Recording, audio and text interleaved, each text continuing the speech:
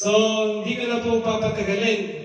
At tayo po idadako na sa ating pinaka-puso ng ating gawain. Amen? The preaching of the Word of God. Now, is the most important part of our service. The hearing of the Word of God. The Bible says in the book of Proverbs, chapter 2, verse 6, For the Lord give His wisdom, for His mouth come knowledge and understanding. In the book of James, chapter 1, verse 22, But be doers of the words and not hearers only, deceiving your own selves. So may I call the preacher for today, no one other, ang ating pong nag-iisa. Akala ko doon nga, sa ating pong nag-iisa, ang ating pastora, tatawag mo pa ating pastora, Charity Kadan, for share the word of God for today. Praise God. Sa napakahabang ito. Maraming salamat at magandang umaga sa lahat. Salamat nga, no? Sabi nga ni Kuya Wells kanina sa book of James na be hearers and doers of words. So, are you ready to hear and do the word of God? Amen. Amen. So, medyo nakakalungkot lang, konti tayo sa number, no? Pero the angels are with us. God is with us. Amen? Amen. Amen. So, binabati ko po kayo once again ng magandang umaga sa ating mga Zoomliners. Magandang gabi po dyan sa Pampleng, Pilipinas. Sana ay sana nasa mabuti kayo kalagayan at dito din sa ating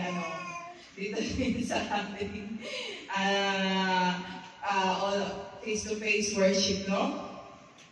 God bless you all.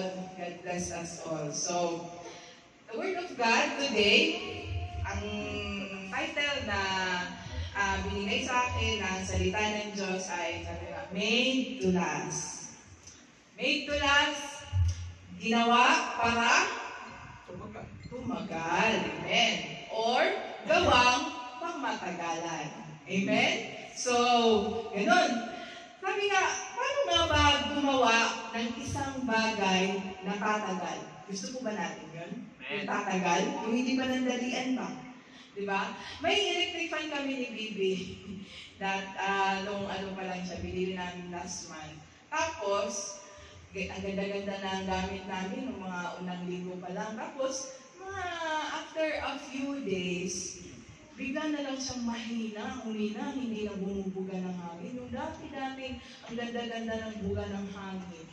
Ngayon, isang araw, hindi na siya bumubuga ng hangin. Ibig sabihin, hindi pangmatagalan. Ibig sabihin, bumigay na siya, ayaw na, gumana, hindi tumagal, katulad ng ex mo. Hindi kayo tumagal. No? So, yung CP natin, yung mga cellphone natin, yung mga gadgets natin, di ba? Ang ganda-ganda na ng chat nyo. Ang ganda-ganda na ng video call nyo, yung chat nyo, papunta na sa I love you. Papunta na talaga doon, di ba? Biglang nalubat. Ibig sabihin, hindi pangmatagalan. Katulad ng relasyon nyo. Hindi tatagal. Hindi tumagal. So, may mga bagay naman talagang sadyang ginawang hindi pangmatagalan. Di ba? Amen? Made in China. Mga made in China. Tulad ng sabon. Marami dyan, mga peke-peke. Pero tayo, mabuti na lang tayo, ang plano ng Diyos sa atin, ang plano ng Diyos sa buhay natin ay pangmatagalan. Amen? Amen yun. So, ang plano ng Lord sa buhay natin ay pangmatagalan para tayo ay tumagal, para tayo ay maging matibay. God designed us to last. Ginawa tayo ng Diyos para tumagal. Ginawa tayo para maging matibay. Amen? So ngayon, pag-uusapan natin kung paano natin, paano natin gagawin ang ating buhay o paano natin gagawin ang ating mga sarili para tayo ay tumagal. Gusto ba natin no, na tayo ay tatagal? Sino ang gustong matigok na? Doon tayo sa tatagal tayo, di ba? Amen. So, paano maging matibay? Amen? Nang sa ganon, tayo'y tatagal. Amen. Gusto po ba natin yun? Amen? So, gusto po ba natin makinig? Amen? Gusto po ba natin sumunod? Amen? Kasi hindi enough ang makikinig lang, dapat may pagsunod. Amen? Amen? So, let us pray. Let us draw near ourselves first, once again, to the presence of the Lord. Hallelujah, Lord. Today we commit to you your word, Lord God. Lord, this is your word. This is your truth, Lord God. This is your message, Lord God. Lord, ikaw po ang mangusap, Lord God. Ikaw po ang magturo sa amin, Lord God. Lord, I pray, Lord God, na kunin niyo po, Lord God. I rebuke, Lord God, kunin niyo po, Lord God, ang mga disturbances, Lord God, sa aming mga puso, sa aming mga isipan. Kunin niyo po, Lord God, kung ano mga bagay na nakaka-distract sa amin, Lord God, at ang mga bagay, Lord God, na magpapatigas sa puso namin, Lord God. Lord, ikaw po ang Diyos na makapangyarihan. Ikaw po ang aming sandalan. Hallelujah, Father God. This we pray. This commit to you your word. Jesus name we pray. Amen. So, gusto po ba natin tumagal, no? Sabihin po natin sa mga katabi natin, ikaw ay tatagal. Ikaw ay tatagal. Matibay ka. Matibay ka. Kasi, kapag ang isang bagay ay hindi tumagal, or kapag ang isang tao ay bumigay o biglang nawala, anong pakiramdam? Nakakabigo, di ba? Di ba? Kung yung tao nawala, bumigay, nakakabigo sa pakiramdam, di ba? So, hindi na natin pahabain yung example nito. Yung mga babae, di ba? Mga babae, pag tayo chinachat, yung mga ano natin, yung mga pag may nagpaparamdam sa atin, yung may mga nagliligaw, binigyan ka ng flowers, date kayo, di ba? Magdamag kayong nag-video call. Tapos isang araw, biglang hindi nagparamdam. Isang araw, hindi mo na makontak. Tapos ang malupit, nagkita kayo sa isang lugar, hindi ka pinansin. Di ba? So, nakakabigo, nakakainis. Di ba? So, sa mga boys naman, yung mga nililigawan nyo, sinuyo nyo na. Di ba? Binili mo na lahat ng mga gusto niya. Binili mo na lahat ng klaseng bulaklak. Binili mo na lahat ng klaseng sapatos. Binigyan mo na ng mga alahas. Dinala mo na sa buong mundo. Dinala mo na. Pinakilala mo na. Tapos sa huli, sasabihin, hindi kita mahal. Oh, di ba? Ano yon? Di ba? Nakakabigo, di ba? Binigay mo lang lahat. Di ba? Tapos, wala. Ibig sabihin, hindi siya yung pagmatagalan mo. Hindi pagmatagalan. Mahina. Di ba? So, those feelings, nakakabigo. Amen? Nakakabigo, nakakalungkot. At alam mo ba kung bakit tayo nabibigo at nakakaramdam tayo ng lungkot kapag ang isang bagay ay bumigay o nawala? Kasi hindi tayo ginawa ng Diyos para mabigo. Amen? Hindi tayo ginawa ng Diyos para maging talunan. Kaya nalulungkot tayo, di ba? Kapag ang isang bagay ay bumigay at nawala sa atin. Kasi we are created to God to be overcomers. Di ba? Sabi nga, more than conquerors. Amen? Kasi kung ginawa tayo para sa kabiguan, sana araw-araw, palagi tayong talo, palagi tayong galit. Puro na lang kabiguan araw-araw ang naiengkwento sa buhay natin. Pero, the fact na araw-araw ay buhay ka, yung nagiging matagumpay ka sa araw-araw, nakaka-survive ka, you are created to be overcomers. Amen? Nalulungkot tayo pag isang bagay ay bumitaw dahil hindi tayo ginawa ng Diyos para mabigo, di ba? So, dahil dyan, para tumagal tayo at hindi tayo mabigo, ang salita ng Diyos ay huhugutin natin sa libro ng Matthew 7:24 to 27. Yan, di ba? The wise and the foolish builders. So, ang dalawang manggagawa. Amen. So, open your book, open your Bible to the book of Matthew, to the Gospel of Matthew, chapter 7, verses 24 to 27. And I believe, familiar po sa atin lahat na ito, di ba? So, Matthew 24, 27, the wise and the foolish builders. So, sabi dito, therefore, everyone who hears these words of mine and puts them into practice is like a wise man who built his house on the rock.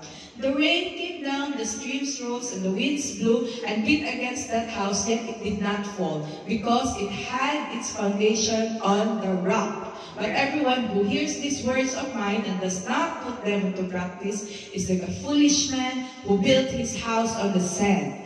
The rain came down, the streams rose, and the winds blew and beat against that house, and it fell with a great crash. Amen. So, parable to, di ba? Isa to sa mga parable ni Jesus.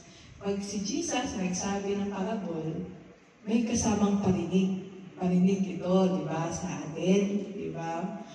Parinig ito sa kanyang audience, sa mga nakikinig sa kanya. So, bago dan, ito yung, ang background dito is manggagaling pa sa chapter 5, 6, and before it came to this. Kasi ito yung pinakalas na parable on this part. Kasi ito yung Sermon on the Mount. Maraming tinuro si Jesus dito. Diba? Bago dumating itong verse na ito, marami siyang mga minensyon na pagtuturo. Nangaral siya ng maraming bagay on chapter 5 and 6. Nangaral siya tungkol sa galit, tungkol sa pagmamahal. Makita niyo dyan. Nangaral siya tungkol sa adultery, sa judging others. Dito mo rin makikita kung paano mag-pray. Diba? Dito makikita yung Our Father. Diba? Before on this verse, dito mo din makikita yung verse na love your enemies, diba? So marami siyang tinuro. Giving, fasting, tungkol sa pera, paano magdasal. Amen? Yan o, maraming paksa yung Sermon on the Mount. So, marami siyang tinuro. So, sa lahat daw ng mga tinuro niya, sa lahat ng mga sinabi niya, ito yung pinakahuli. Ito yung pinaka-conclusion sa lahat ng pinangaral niya. Itong parable of the two builders. Kaya sabi niya doon, therefore, di ba? Therefore, sa unahan niya, ibig sabihin, sa lahat ng payo, sa lahat ng katuruan, sa lahat ng aral, sa lahat ng napakinggan mo, katuruan ni Jesus, sa lahat ng Bible study na inatinan mo, sa lahat ng Sunday service na inatinan mo, sa lahat ng payo sa iyo ng pastor, ito ang pinaka-importanteng prinsipyo na ito ang pinaka-importanteng conclusion, pinaka-importanteng habilin. Ang sabi dito, kaya ang sino mang nakikinig at sumusunod. Diba? Yung nakinig ka at sumusunod. Diba? Nakinig at sumunod. Amen? Bigyan natin din yan. Yung nakikinig tapos sumusunod. Sa aking mga sinasabi ay tulad na isang matalinong lalaki. Diba? Matalinong lalaki. Sino dito ang mga gustong maging matalinong lalaki? Amen, di ba? So, nakikinig at sumusunod. Tulad ng, ay nagtayo ng kanyang bahay sa isang pundasyong bato. Bato, ibig sabihin matibay. Na kahit marami siyang pagdaanan na pagsubok, marami siyang problema, na ulanin siya ng problema, bahain siya ng luha, marami siyang lungkot na pinagdadaanan, hindi siya titibag, hindi mamatitibag, marami siyang pagsubok, iba-ibang pagsubok ang pagdadaanan, siya ay matalino sapagkat ang pundasyon niya ay sa bato. Diba? Amen. Yung nakikinig at sumusunod, ibig sabihin, nakikinig at sumusunod sa salita ng Diyos, ibig sabihin sila yung mga taong matatalino dahil sinasandal nila ang kanilang buhay sa salita ng Diyos. Nakikinig at sumusunod. Sa bato nila, tinayo ang buhay. Mga matatalinong tao. Meron din naman sinabi dito, yung mga hindi nakinig, yung mga nakinig. Yung mga sinumang nakikinig sa aking mga salita, pero hindi naman ito sinusunod. Meron mga ganyan. Dalawang klase tao dito. Nakikinig at sumunod. Yung isa nakinig, pero hindi sumunod. Di ba? Yun yung mga nakapakinig na. Yung mga ilang beses mo nang pinangaralan, di ba? Marami ka ng payo, marami ka ng advice na binigay. Pinayuhan mo na ng maraming beses. Alam na niya, marami siyang in-advise. Pero, hindi sumunod. Ayaw sumunod, hindi sumunod. Yun yung isang klase ng tao. Ano yan? Ang sabi dyan, ginawa ang kanyang bahay sa isang pundasyon na marupok, sa isang buhanginan. Di ba? Kaya nung nagka-problema, nung nagkapagsubok, nung umulan, bumagyo, siya ay nawala. Siya ay gumuho, siya ay naglaho. Diba? Bakit? Dahil ang pundasyon niya ay mahina sa buhanginan. Ang kanyang pundasyon ay marupok sa buhangin lang. Diba? Kaya sa buhay natin, marami tayong makikinig na payo, marami tayong makikinig na dapat gawin, do's and don'ts, diba? For example, pag sa diet pa lang, huwag kang kumain ng maraming kanin.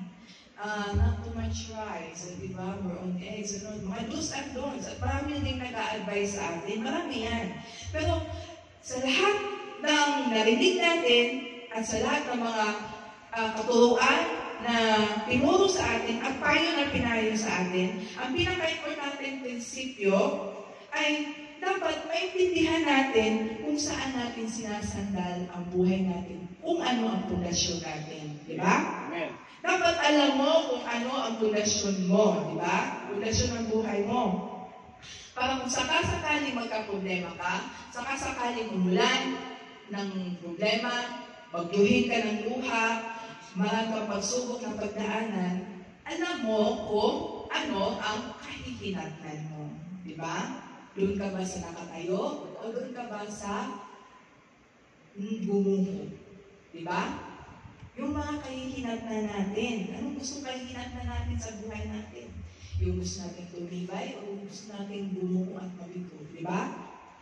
Kaya, kung bibigay, malalaman natin ng isang tao, kapag alam mo may problema siya, bumigay, bumagsak, ibig sabihin, mahina ang pundasyon, di ba? Pero yung tao na nakatayo pa rin, andyan pa rin, matibay pa rin, yun ang matibay yung pundasyon. So ngayon, sa araw na ito, tututin nyo, may ipapakilala ako sa iyo, dalawang manggagawa. Eto. Dalawang builders. The two builders. Oy, siya. Kulang siya ng Y. Dapat Rocky yan. Taga-Petronin. Rocky yan. Rocky yan. Si Rocky and Sandy. Papakilala ko sa iyo sa ang dalawang manggagawa natin sa araw na ito. So, the two builders. Introducing Rocky and Sandy. So, ito si Rocky. Isang taong matalino. Isang taong malunong, di ba? Pwedeng hindi graduate, pwedeng graduate. Pero sa mata ng Diyos, siya ay matalino, siya ay malunong sapagkat itinatayo niya ang kanyang buhay sa bato. Di ba? Itinatayo niya ang kanyang pundasyon sa bato, which is matibay. Kaya kung anumang pagsubok ang kanyang kakaharapin, andyan pa rin siya, nakatayo, matibay, naglilingkod, bugbog na sa problema, iba't ibang problema ng kinakaharap. Pero andyan pa rin, nakaporma, nakatindig, matibay. Yan si Rocky. Ito naman si Sandy. Yan, si Sandy. Sandy pa o Sandy? Sandy. Sandy. Salte. Hindi Sandy yan. Yan. Ito naman si Sandy. Kulang. Ito, sa Sandy, ang sabi doon, isa siyang taong kulang sa kaalaman. Diba? Ang sabi nga doon, isang mangmang. Sa ibang version ng isang hangal. Pwedeng, graduate ng college, naka-graduate ng kurso, nakapagtapos ng pag-aaral, maraming kurso. Pwedeng cum laude, pwedeng with honors, lahat-lahat. Diba? Maraming pinag-aralan, maraming kurso. Pero sa mata ng Diyos, siya ay isang mangmang sapagkat ang buhay niya itinayo sa buhanginan. Diba? Marupok. Kaya every time na sinusubok siya, every time na nagkakaproblema siya, ulan, baka, abugyo, siya ay biglang nagdalaho. Diba? Siya ay nawawala. Diba? Nang may problema. Siya si Sandy. Diba? May kilala ba kayo Sandy? Yes, meron. May kilala ka ba ang Sandy? Marupok. Meron kayong kilala marupok. So, yung two builders na yan. So, meron tayong tatlong bagay na makikita dito sa verse na ito. Unang-una, ayan, si Sandy, dahil si Rocky, wise, marunong, and then si Sandy, isang fool, kulang sa kalamang, weak ang foundation, mahina. So, tatlong points dito sa story na to. Unang-una, ang sabi dito, dapat malaman mo, tatlong punto, malaman mo, unang-una is, I am a builder. Sabi dito, I am a builder. Ako ay isang manggagawa. Amen po ba tayo? Amen. Manggagawa ka rin talaga eh. Lahat tayo nagtatrabaho. Di ba? Amen. Nagtatrabaho, amen. Ikaw ay manggagawa. Sabihin nyo nga, I am a builder. Amen po ba tayo? I am a builder. Kasi kung hindi tayo nagagawa, if you are not a builder, kung hindi ka nagagawa, nagtitibag ka. You are a destroyer. Di ba? Nagbubuwag ka. Di ba? So, kung hindi ka magagawa, ikaw ay tagasira. Ikaw ay nagbubuwag. Di ba? Lahat tayo ay magagawa sa ating buhay. Di ba? We are all builders. Tama po ba? Amen. Ginagawa natin yung mga sarili nating desisyon. Yung buhay natin, tayo ang nagdidesisyon, tayo ang gumagawa sa mga relasyon natin, kung sino ang magpipiliin natin, di ba? Sa ating pamilya, kung anong gusto nating sa birthday, dapat ginagawa natin yan. Sa mga career natin, sa mga trabaho natin, sa ministry natin, sa pera natin, tayo ang gumagawa sa lahat ng bagay sa buhay natin. Kaya, we are all builders. Amen. So, ang tanong, ngayon, anong klaseng manggagawa ka? Rocky o Sandy? Diba? Anong klaseng manggagawa ka? So, lahat naman tayo siguro, naghahangad ng magtayo ng negosyo, nakikita at tatagal. Sino po bang gusto niyan? Gusto magtayo ng negosyo na tatagal at kikita na pang matagal. Amen po ba? Lahat gusto natin yan. Wala siguro gusto magtayo ng negosyo, namumunan ka, nag-effort ka, pero para ipalugi mo lang at ibabagsak mo lang. Wala, di ba? Gusto natin yung pangmatagalan. Gusto natin na hanggang maaari, lahat ng hinahangad natin sa buhay ito ay tumagal. Amen? Amen po ba? Yung mga goals natin, hindi tayo nag-goals na pag isang linggo lang. Huwag kayo na lang sa sahod natin dito. Yung mga allowance natin, yun lang talaga. Pag isang linggo lang talaga yun. Ang 50. Diba?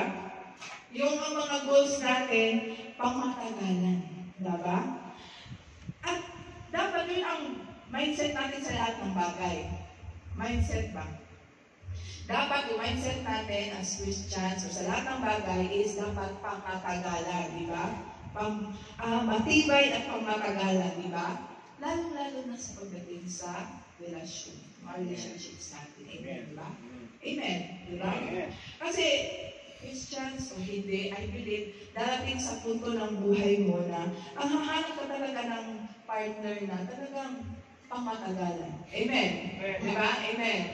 Yung mga single dyan, yung mga gusto natin, di ba? Naghahanap ka ng partner na gusto talagang tumagal na, di ba? Sawa ka na sa panandalian, kaligayahan. Di ba? So, bakit gusto mo bakit naghahanap ka ng pangmatagalan ngayon? Kasi, nasubukan mo na sa dati mo.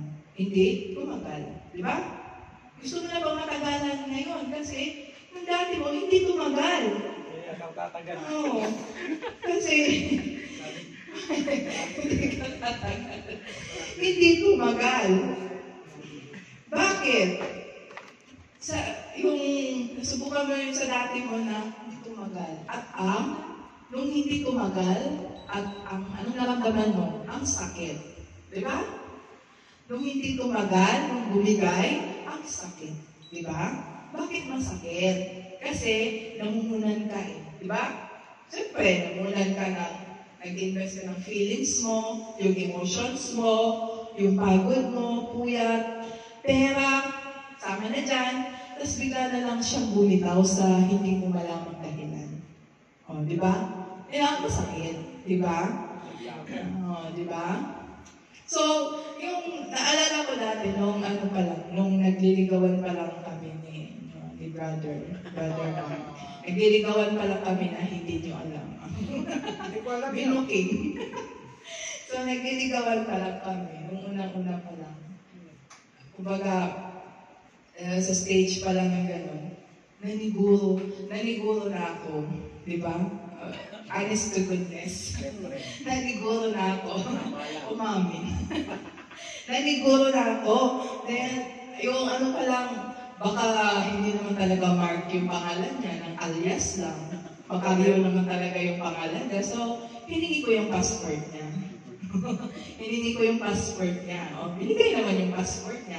Tapos, wala ka bang sabit doon sa Pilipinas? O may iniwan ka mga responsable doon sa mga responsibilidad doon sa Pilipinas? Wala naman daw. Ay, hindi guro lang. Tapos habang yung mga tumagal, pwede ka ba kumuha ng Sinomar? Ba? Willing naman.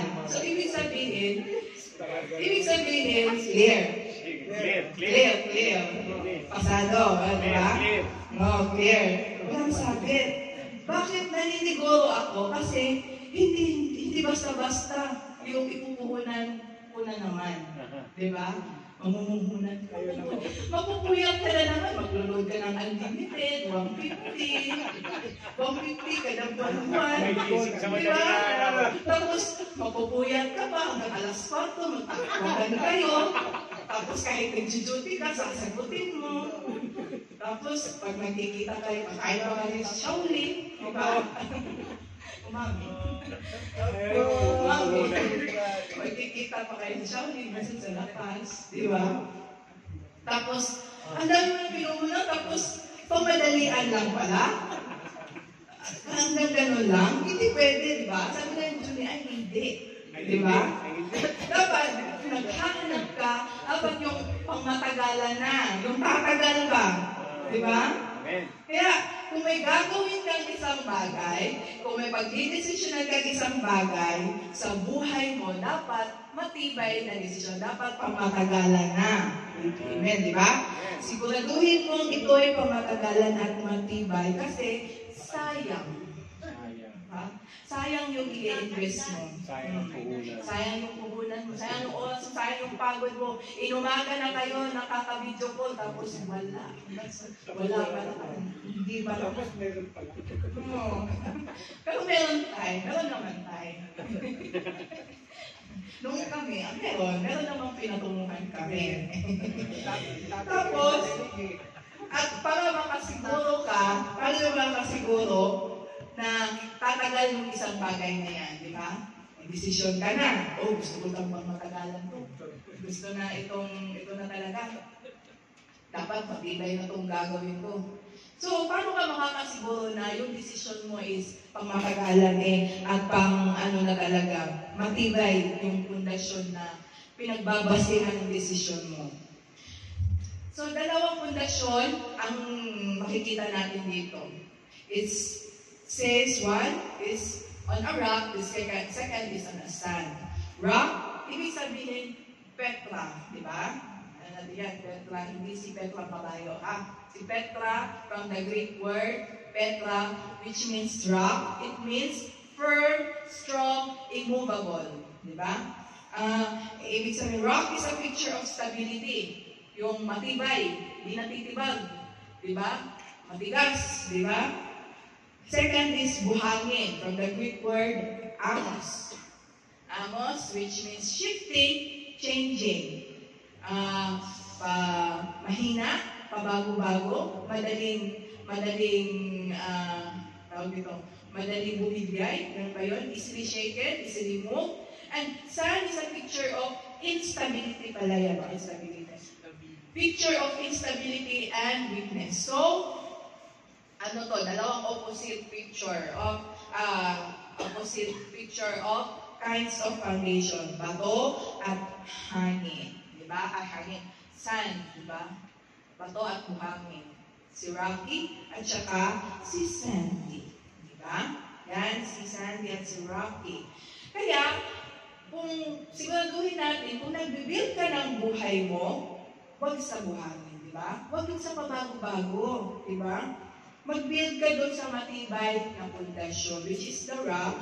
At kahit para kung dumaan yung bagyo, hindi basta-basta ito nasisira. Kahit bagyuhin, ulanin, matibay ka dahil ikaw ay nakayo sa bato.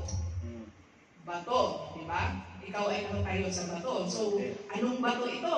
Sabi dito, you are my Father, my God, and the rock of my salvation. So, Jesus is your rock.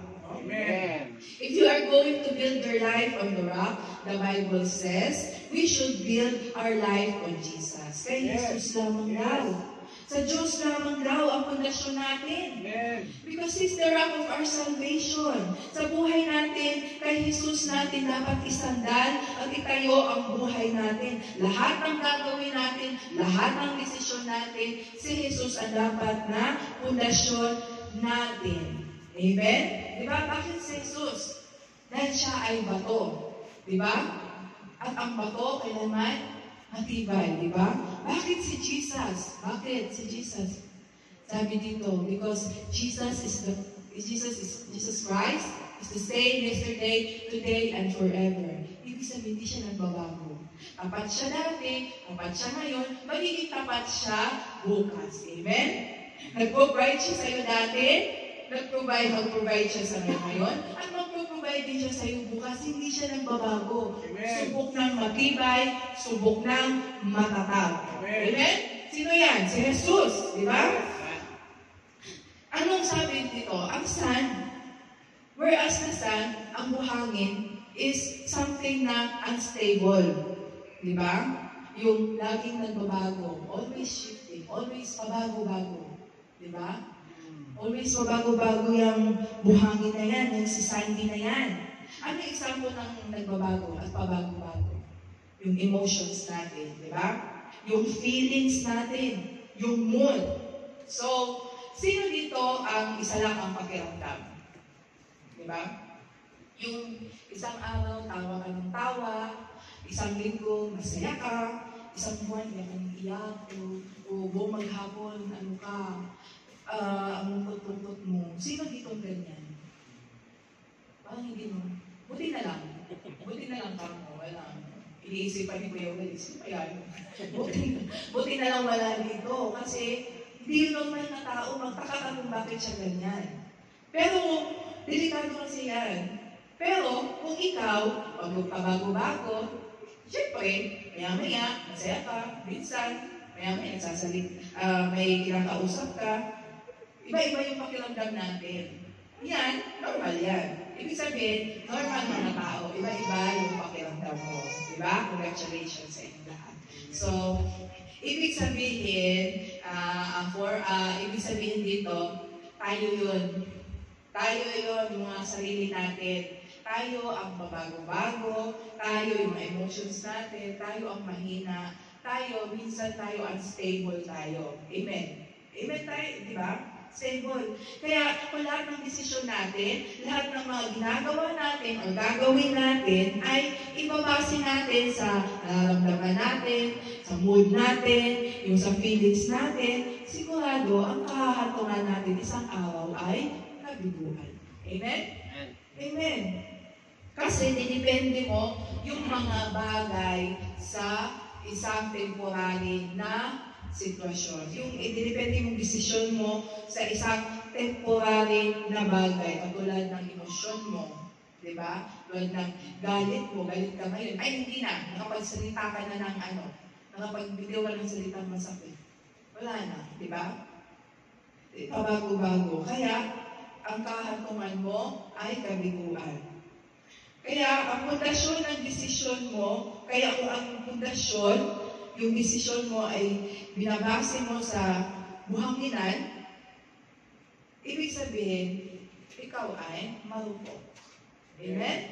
Diba? Kaya tanungin mo yung katabi mo kung marupok ba siya. Tanungin mo kung si Sandy ba yan. Kilala ka bang Sandy? Diba? Kung ang buhay mo ay depende mo nga sa sarili mong emosyon, sarili mong feelings, yan ang sinasabi, ang buhay mo ay parang isang roller coaster. Di ba? Yung may quotes dito na sinasabi yung sabi mo, parang roller coaster daw yung buhay mo. Di ba? Sinong ginagawa, yan? Sabi nga dito, ang buhay mo, dinidepende mo sa sarili mo, sa sabi ito, ang roller coaster, minsan nasa taas, minsan nasa baba, minsan paikot-ikot, minsan balibaliktad, kadalasan nakakahilo, kadalasan nakakasuka. At ang roller coaster, ang dami mang ikot na gawin, ang dami mang taas-baba, wala talaga siyang nararating. Pagkatapos ng takbo niya, ay back to base pa rin siya. Totoo lang, di ba? Di ba? Pagka yung natin, yung buhay natin, binabase natin sa sarili lang natin, desisyon, sarili natin, mga feelings natin, yung mga selfishness na emotions natin, taas-baba talaga yung buhay mo. Di ba? Marami kang pagdadaanan talaga, pero ang kahihinatnan mo wala. Wala kang mararating, back to base pa rin ka. Back to base, balik sa uno ka pa din, di ba?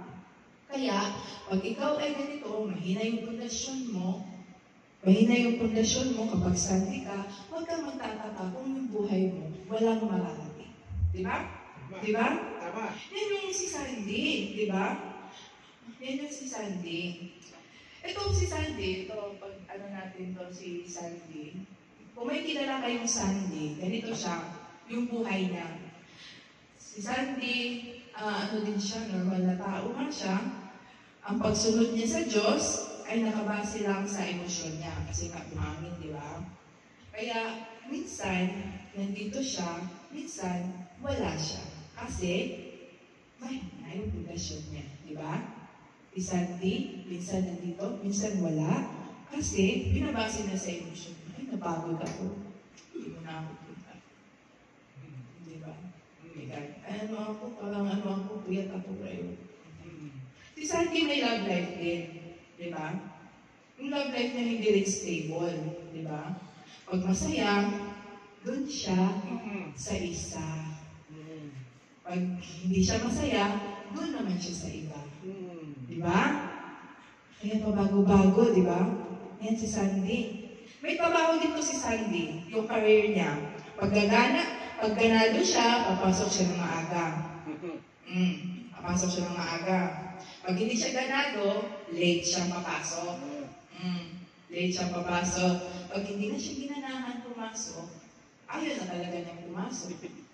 Nag-awol na siya. Dahil awol siya, terminated na siya. Ganyan siya, may trabaho si Sandy. Si Sandy may ministry din. May ministry din si Sandy. Pag nasa road siya, gagawin niya yung ministry niya. Pag wala naman, ay wala. Diba? Parang kilala ko yun eh. May kilala ko yun eh. Nagsasalita din na sa harap. Pero si Sandy, okay na okay siya pag napupuri siya. Ganadong-ganado siya. Pero pag napagsasabihan, baka si Mama. Pag napagsasabihan, pag naliligo, nawawala. Anong ginagawa niya? He left the group siya. Minsan, hindi kilala yun. Nambablock pa nga yata. Minsan. Di ba? Ang labo no. Malabo itong ganito, di ba? So, piliin natin na maging wise tayo, di ba? So, piliin natin maging Rocky. Piliin natin to be a wise builder na ang buhay mo dapat nakapundar sa matibay na pundasyon, huwag sa buhangin. Di ba? Kasi si Rocky, marami din naman pinagdadaanan. Parang din naman roller coaster yung buhay niya. Kasi nga, sabi nga doon sa verse, di ba? Parehas silang inulan, parehas silang binagyo, parehas silang binaha, pero ang pinagkaiba nila, yung kinahihinagnan nila. Di ba? Yung isa, bumigay. Si Sandy bumigay, si Rocky, ang tibay. Matibay pa din, nakapagod pa din, nakaporma pa din. Ilang pagsubok ng dinaanan, andyan pa din. Di ba? Kaya tingnan mo yung katabi mo. Kinalil na yung ilong niya, kinalil na sa kakapahin ng buko. Pero, nakatayo pa din, matibay pa din. Yan yung katabi mo. Yan si Rocky. Amen? Kaya, piliin natin na ang tamang pundasyon sa buhay natin. Next, says, what you build will be tested. So, una, I am a builder. Next, what you build will be tested. Kung ano daw yung tinayo mo, siguradong susubukin ito. So, ang tanong, handa ka na ba? Handa ka bang subukin ang buhay mo? Are you prepared? Kung ano yung ang desisyon mo? Kung ano yung ginawa mo na desisyon sa buhay mo? Ito ay susubukin. Handa ka na ba? Handa ka ba? Are you prepared? Diba? Kung ano yung tinayo mo, kung anong ginawa mo, kung anong desisyon mo, ito ay susubukin. Diba? Buhangin o bato mo man tinayo yung buhay mo, parehas susubukin, parehas uulanin, parehas babagyuhin, parehas babagyuhin. Kaya sa buhay natin, mapabata, mapamatanda, may ngipin o wala, lahat tayo ay susubukin. Lahat tayo ay may pagdadaanan na pagsubok. Amen? Amen. Kaya, sino dito ang hindi na sinusubok ng buhay? Sino na dito ang kaya-kaya na ang buhay? Buti na lang wala. Kasi magtatanong sana ako kung ano sikreto eh. Kaya,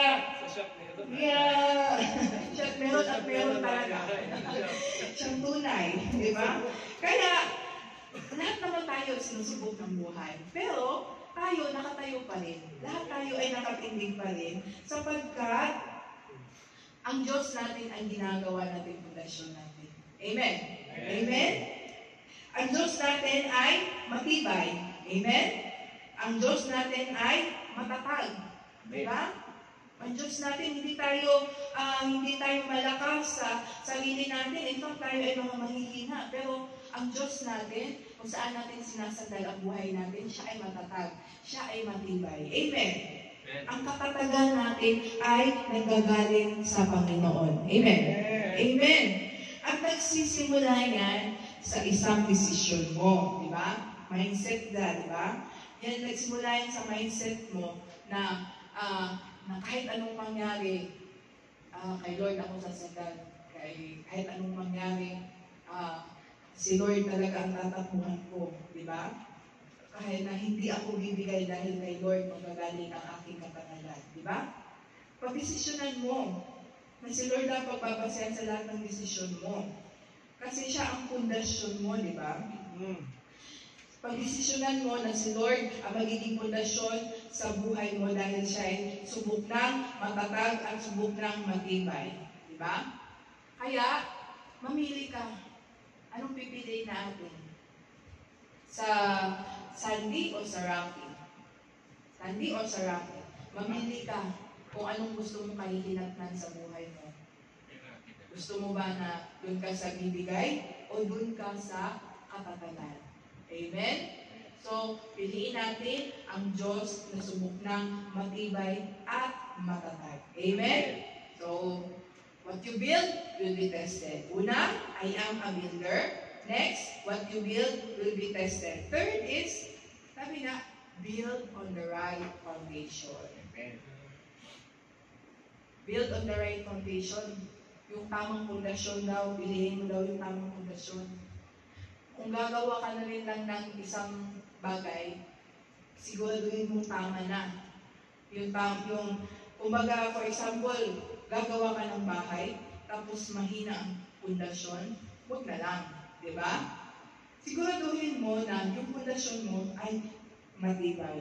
So, paano nga ba natin malalaman na tama ang pundasyon tama ang pundasyon na ginagawa mo ang tamang pundasyon or pinili mo ang tamang pundasyon, di ba? Sabi doon, related to sa kung paano ka nag-respond sa salita ng Diyos, di ba?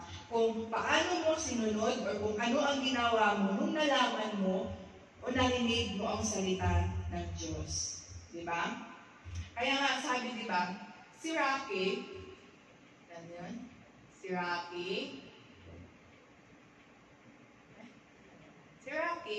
he is a wise man sapagkat siya ay nakikinig at sumusunod. Di ba? Ayun. Di ba? Isang matalinong lalaki dahil siya ay nakikinig at sumusunod. Amen. So, you are building your life on the right foundation if you are listening and you are obeying the Word of God. Amen? Amen. So, hearing and obeying the Word of God. So, paano mo ma-build ang buhay mo sa tamang foundation? Build on the right foundation? It is to hearing and obeying the Word of God. Hindi lang hanggang sa pakikinig lang, dapat may pagsunod din. Di ba? Amen. Yung lakas ng buhay mo, yung kalakasan mo, yung ministry mo, hindi nagdedepende sa sarili mong kagalingan di ba? Minsan nagdedepende yan kung paano ka sumunod sa Diyos, di ba? When you hear and you obey the Word of God, you are building your life on the right foundation. Kapag nakinig ka at sumunod ka, di ba? Amen. Kasi di ba, magaan sa pakiramdam kapag alam mong nakikinig ka at alam mong sumusunod ka, di ba? Amen. Di ba? Pero pag alam mo sa sarili mo, ay, hindi ako sumusunod Parang kumbaga, may guilt feeling ka kasi alam mo, somehow, hindi ka sumunod or somehow, hindi ka nakinig, di ba? So, point is, hindi lang sapat yung hanggang pakikinig lang. Dapat may pagsunod din, di ba? Amen. Dapat parehas yan, dapat pareho. At meron din namang hindi nakikinig, di ba? Mas malala yun. Hindi na nakikinig, so paano niya susundin? Paano siya susunod kung hindi siya nakikinig? Parang bingi, no? Parang bingi o nagbibini-binihan. Ganon? Ayaw tanggapin yung mga salita, ayaw tanggapin yung mga payo. Di ba? Ganun yun. Minsan, di nagtatanong. Hindi hindi lumalapit sa Diyos. Hindi nagbabasa ng Bible, hindi nagpipray. So, paano mo nasasabi na sumusunod ka? Diba? At paano ka tatagal sa buhay at paano ka magiging matatag kung hindi ka lumalapit sa Diyos? Amen? Amen. Amen? Tama. Kaya dapat lumapit tayo kay Lord, di ba? Amen. At sigurado, may ipapakita siya sa atin at sigurado may sasabihin siya sa atin, di ba? At sa bawat sasabihin ng Diyos sa atin, sa kanyang salita, dapat tayo ay may pagsunod din. Amen? Kasi hindi enough yung nakinig lang. Dapat yung may pagsunod. Matuto tayong sumunod. Aksyonan mo kung ano ang sinasabi sa iyo ng Panginoon. Di ba? At magugulat ko na lang na sa kabila ng bagyo, magugulat ka na lang kapag ikaw ay sumusunod sa salita ng Diyos o naglilingkod ka kay Lord, magugulat ka na lang na ang dami ko na palang problema. Pero paano ko kaya na ano yun? Paano ko kaya nalampasan yun? Yung mga baha na yun? Yung paano kaya nalampasan yung mga ulan na yun? Dahil si Lord ang ginawa mong pundasyon ng buhay mo. At hindi ka bibigay. Hindi ka bumigay, di ba? Sa dami ng problema na pinagdaanan mo, sa dami ng pagsubok ng buhay mo. Hindi ka bumigay dahil ikaw ay marunong makinig at ikaw ay marunong sumunod. Di ba? Sa salita ng Diyos. Di ba? Ang salita ng Diyos, ang pakikinggan natin, ang susundin natin, di ba? Sabi nga sa Psalm 119:105, your word is a lamp to guide my feet and a light for my path. So, ang salita ng Diyos ang magbibigay ng direksyon sa buhay natin, di ba? Ang salita ng Diyos ang mag-iilaw sa buhay natin, di ba? Kaya kahit gaano ka pa kabrunong, kahit gaano ka pa katalino, pero kung hindi ka marunong at makinig sa salita ng Diyos, sa mata ng Panginoon, ikaw ay isang magmang. Di ba? Sa mata ng Diyos, ikaw ay isang magmang. Pero minsan, masasabi natin na madaling sabihin lang ito, madaling sumunod kapag okay ang lahat. Masasabi lang ni sister yan kasi kaya yung buhay mo. Oo, madaling sumunod kapag walang kang problema, kapag wala kang pagsubok na pinagdadaanan. Pag kaya ang buhay mo, nga naman, madaling sumunod. Pero, pag nasa pagsubok ka, pag, for example, may problema ka, diyan nasusubok kung totoo ka ba talagang ikaw ay marunong sumunod. Diba? Kung totoo ang pananampalataya mo, kapag ka may pagsubok ka, kung totoo na ikaw ay marunong sumunod, kapag ka may pagsubok ka pinagdadaanan. Diba? Kaya, kailangan natin ilaban. Diba? Ilaban mo, panindigan mo yung pananampalataya mo. Diba?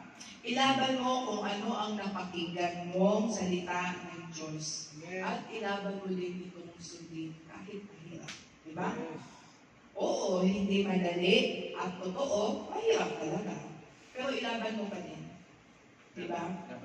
Lahat ng napakinggan mo, lahat ng pinayo sa inyo, kahit mahirap sundin, sundin mo. Diba? Hindi madali, hindi mahirap, pero sundin mo pa rin. Ang lahat ng kailangan natin para sa matibay na pundasyon ay nasa salita ng Diyos. Amen. Diba? So, magbasa tayo ng salita ng Diyos. At sa pagbabasa natin, marunong tayong makinig. At sa pakikinig natin, dapat may pagsunod. Diba? Dapat pareho. Hindi pwedeng hanggang pakinig lang, hindi rin uubra na hanggang basa-basa lang. Diba? Kaya, minsan mahirap hanggang pakinig lang. Pero yung paa mo, ayaw. Hindi gumagalaw yung paa mo. Yung puso, minsan pakinig lang. Pakinig lang, pero yung puso mo matigas. Yung puso mo ayaw magbago. Di ba? Mahirap yan. Pag ganyan tayo, wala tayong mararating sa buhay natin. Tayo ay magiging katulad ni Sandy. Tayo ay bubuho. Tayo ay mabibigo. Diba? Roller coaster lang. Paikot-ikot, pero walang mararating. Diba? So, hindi po ito, this is not a discourage, but it is rather an encouragement for every one of us. Because this is the Word of God. Amen? Amen. So, the Word of God is to encourage us, not to discourage us, and to open our eyes, di ba? So, ang salita ng Diyos ay nag-i-encourage, to enlighten us. At ngayon, dapat piliin natin, habang may panahon pa, piliin natin na baguhin yung pundasyon natin, o baguhin yung paniniwala natin sa buhay, di ba? Piliin natin na sumandal sa Diyos at sa Kanyang salita. Amen? Amen. Amen. Bakit kay Lord lang. Bakit sa Diyos lang? Dahil sumuk siya, matibay at matatag. Diba? At kay Lord, hindi ka mabibigo. Amen? Amen. So, sino dito ang gustong umunlad ang buhay? Amen. Sino dito ang gustong umunlad sa trabaho? Amen. Yung pamilya niya, gusto niya umunlad. Yung pinansyal niya, gusto niya umunlad. Amen. Gusto natin yan. Yung ministry natin, gusto natin umunlad. Amen. Diba? So, inaanyayahan ko po kayo na tumayo po tayo lahat. Let's close the Word of God or prayer. Mamili tayo kung saan natin isasandal ang buhay natin. Diba? Mamili tayo today na isandal ang buhay natin sa pinakamatibay na pundasyon, which is God, which is the Lord Jesus Christ. Diba? Huwag sa sarili nating kagustuhan. Dahil ang ating mga sariling kagustuhan, ang patutunguhan niyan ay kabiruan. Amen. Amen? So, let's close our eyes, Lord. Maraming salamat, Lord, dahil ikaw ay subukang matibay at Thank you, Lord. matatag. Thank you, Jesus. Lord, sa haba ng panahon, Lord God, ikaw ay tapat, ikaw ay totoo, Lord God. Kaya, Lord, kahit mahirap, Lord God, pipiliin pa rin namin sumunod sa iyo, Lord God. Amen. Lord, patuloy ka pong mangusap sa amin, Lord God. Lord, buksan niyo ang aming mga puso, ang aming mga tenga, ang mga puso't isipan namin, Lord God, na, Lord, kami ay makinig, Lord God. Kami ay tatanggap, Lord God. At Lord, turuan niyo po kami higit sa lahat na sumunod sa iyo, Father God. Amen. Lord, gusto po namin, Lord God, na makamtan ang buhay na puno ng kaunlaran, Lord God. Lord God, na kaunlaran, Lord God. Abundance, Lord God, na sa iyo lamang makikita, Lord God. Lord, ayaw po namin na mabigo, Lord God. Kaya, Lord God, ikaw po ang pipiliin namin na sasandalan, Father God. Ikaw po ang pipiliin namin, Lord God, na huhugutan namin ng lakas ng loob, Lord God. Ikaw po ang aming tunay na lakas, Lord God. Maraming salamat, Lord God, na hindi ka nagbabago. Tapat ka, Lord God, dati, Lord God, magiging tapat kayo, Lord God. At bukas, Lord God, magiging tapat ka sa amin, Lord God. Lord, kung pinrovide mo, Lord God, ang aming pangangailangan dati, Lord God, ngayon, Lord God, i-provide mo, Lord God, ang pangangailangan ng aking mga kapatiran, Lord Amen. God. Thank you, Lord. At bukas man at kailanman, Lord God, patuloy kang mag-provide sa amin, Lord God, because you are our provider, Lord God. You are our shepherd, Lord God. Sa inyo, Lord God, hindi kami magkukulang. Amen. Thank you, Lord. Maraming salamat, Lord God, sa iyong salita. Maraming salamat, Lord God, sa pinakamatibay na pangalan at